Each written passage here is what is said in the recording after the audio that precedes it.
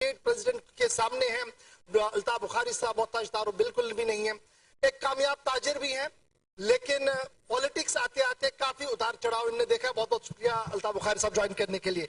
जम्मू कश्मीर अपनी पार्टी का सफर तब हुआ जब इंतहाई हालात खौफनाक जम्मू कश्मीर के थे, और शायद ही कोई ये समझ पाता कि कोई सियासी टेक ऑफ भी होगा। इस बीच सईद मोहम्मद अल्ताफ बुखारी की जमात जम्मू कश्मीर अपनी पार्टी मार्दी वजूद में आई और ये कहा कि हम ये ऐसे मिशन को लेकर चल रहे हैं जो झूठ की सियासत नहीं है, जो सच्चाई पर मबनी है, और इसी को लेकर आगे चलेंगे। लेकिन चुनाव आते आते बहुत सारे हिचकोले हुए। क्या टेक ऑफ सही नहीं हुआ या कुछ और मामला? पहले तो मैं शुक्रिया आपका अदा करना चाहता हूं, आपने हमें इनवाइट किया।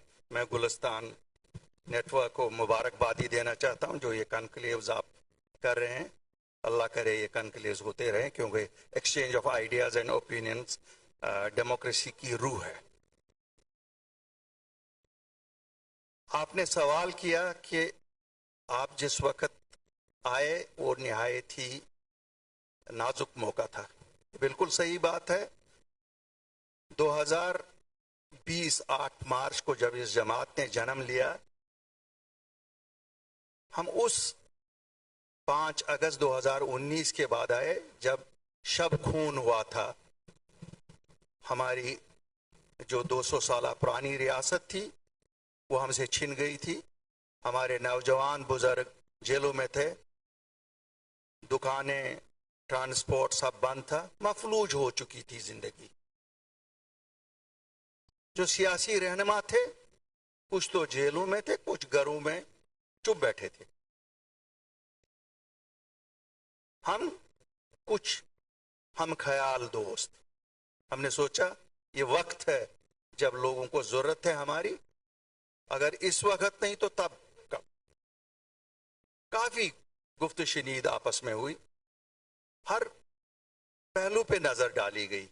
हमें ये मालूम था कि ये एक ऐसा स्टेप है कि हम अपनी इज्जत दाव पे लगा रहे हैं, हम अपनी इमेज दाव पे लगा रहे हैं। लेकिन उस सब की परवाह न करके हमने कहा लोगों के लिए अगर निकलना है ये वक्त है। ये वक्त नहीं है कि हम चुप करके अपने घरों में छुप जाएं या हम कोई स्मोक स्क्रीन खड़ा करें। एक पीएचडी, मरहूम पीएचडी एक बनाई गई थी, एक स्मोक स्क्रीन खड़ा किया गया था लोगों के दरमियान। सियासतदान उसके पीछे छुप गए थे।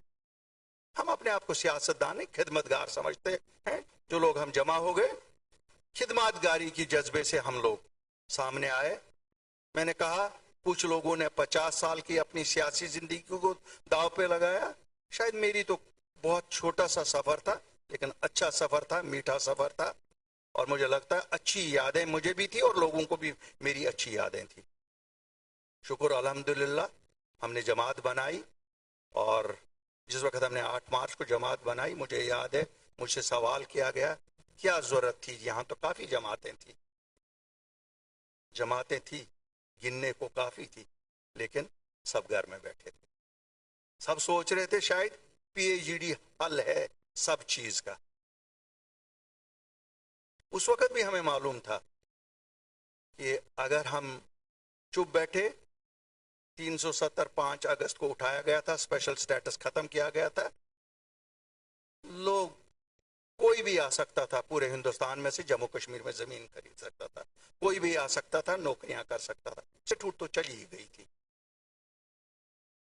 तो हमारे पास इमीडिएट यही था कि हम प्रोटेक्शन ऑफ लैंड्स के लिए दिल्ली के साथ बात करें, हम प्रोटेक्शन ऑफ जॉब्स के लिए दिल्ली से बात करें, और जो हमारे बुजुर्ग नौजवान जेलों में हैं इनको कितनों को रहा किया जा सकता है इनके लिए कोशिश करें, और सियासी रहनुमा भी जो जेलों में इनके लिए भी बात की जा सकती। अल्हम्दुलिल्लाह, अल्लाह का शुक्र है, हम काफी 3100 लोगों को रहा कराने में कामयाब हुए, जिसमें जितनी भी आज सियासी क़यादत आप देखते हैं जो बंद थे उनको भी रहा करा।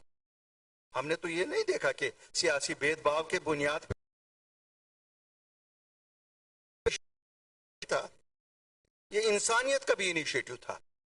जो इंसानियत का इनिशिएटिव अगर नहीं लेते तो जब तक 5 साल गुजारे दिल्ली वालों ने हमें डेमोक्रेसी दूर تاکہ ہماری تو زمینیں سب بک گئی ہوتی, ہمارا تو رہا ہی نہیں کچھ ہوا ہوتا.